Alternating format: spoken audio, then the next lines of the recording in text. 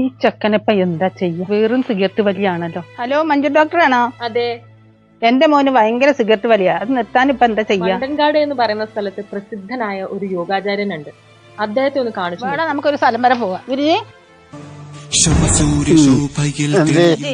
എന്റെ മകൻ ഭയങ്കര സിഗരറ്റ് വലിയാണ്. അവനെ കൊണ്ട് ചേരണം. യോഗയിൽ ജ്ഞാനിയായ എനിക്ക് ഇതൊന്നും ഒരു വിഷയമേ അല്ല.